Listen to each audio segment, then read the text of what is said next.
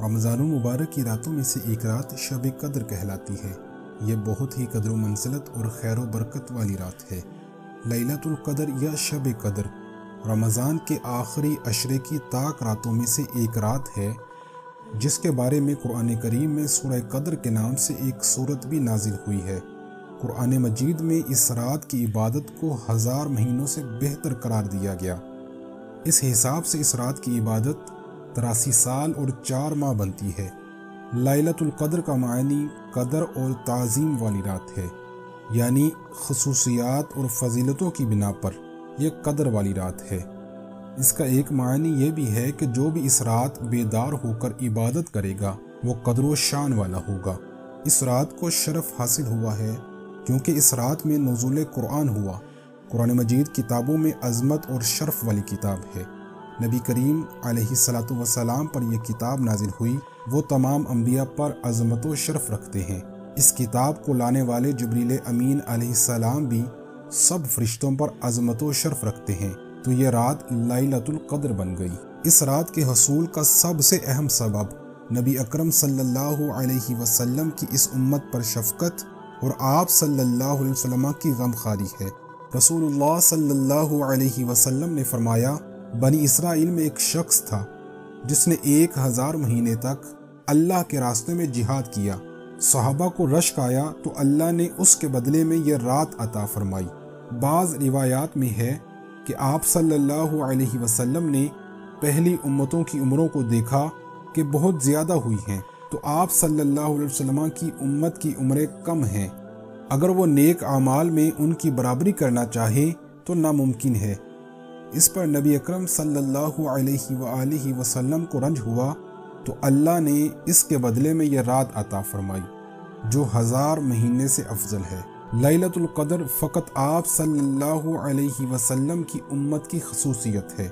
نبی کریم صلی اللہ علیہ وسلم نے فرمایا، یہ مقدس رات اللہ تعالیٰ نے فقط میری امت کو عطا فرمائی ہے، سابقہ امتوں میں سے یہ شرف کسی کو نہیں ملا۔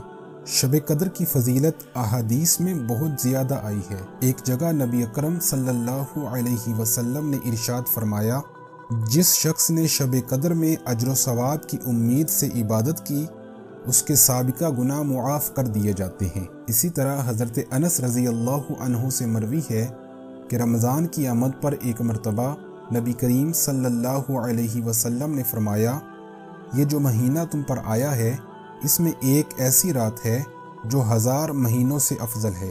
جو شخص اس رات سے محروم رہ گیا گویا وہ سارے خیر سے محروم رہا، اور اس رات کی بلائی سے وہی شخص محروم رہ سکتا ہے جو واقعتاً محروم ہو۔ ایک اور جگہ نبی اکرم صلی اللہ علیہ وسلم نے ارشاد فرمایا، شب قدر کو جبریل امین علیہ السلام فرشتوں کے جرمٹ میں زمین پر اتر آتے ہیں اور ہر اس شخص کے لیے دعائے مغفرت کرتے ہیں جو کھڑے بیٹھے یعنی کسی حال میں اللہ کو یاد کر رہا ہو۔ یاد رکھیے، اللہ کریم نے اپنی مشیت یعنی مرضی کے تحت شب قدر کو پوشیدہ رکھا ہے، لہٰذا ہمیں یقین کے ساتھ نہیں معلوم کہ شب قدر کون سی رات ہوتی ہے۔ نبی کریم صلی اللہ علیہ وسلم کا فرمان ہے، شب قدر کو رمضان کے آخری عشرے کی طاق راتوں میں تلاش کرو۔ مفسرین اور محدثین کا شب قدر کے تعین میں اختلاف ہے، تاہم باری اکثریت کی رائے یہی ہے کہ ہر سال ماہ رمضان کی 27ویں شب ہی شب قدر ہے۔ حضرت کعب رضی اللہ عنہ کے نزدیک 27ویں شب رمضان ہی شب قدر ہے۔ اسی طرح حضرت عبداللہ بن عباس رضی اللہ تعالی عنہما 27ویں شب کو شب قدر قرار دیتے ہیں۔ تاہم نبی اکرم صلی اللہ علیہ وآلہ وسلم نے شب قدر کی چند نشانیاں بتائی ہیں، جیسے شب قدر کی علامات میں یہ بھی ہے کہ اس صبح سورج طلوع ہو تو اس میں تمازت نہیں ہوتی۔ شب قدر معتدل، نہ تو گرم اور نہ ہی سرد ہوتی ہے۔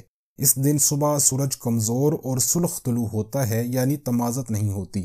شب قدر روشن ہوتی ہے، نہ تو گرم اور نہ ہی سرد ہوتی ہے، اور اس میں کوئی ستارہ نہیں پھینکا جاتا، یعنی شہاب ثاقب نہیں گرتا۔ حضرت عائشہ صدیقہ رضی اللہ عنہا سے مروی ہے کہ میں نے رسول اللہ صلی اللہ علیہ وآلہ وسلم سے عرض کیا کہ اگر میں شب قدر کو پاؤں تو اس میں کیا پڑھوں؟ تو نبی اکرم صلی اللہ علیہ وآلہ وسلم نے ان الفاظ کی تلقین فرمائی، اللہم انک عفو تحب العفو فاعف عنی، یعنی اے اللہ تو معاف کر دینے والا اور معافی کو پسند فرمانے والا ہے، پس مجھے بھی معاف کر دے۔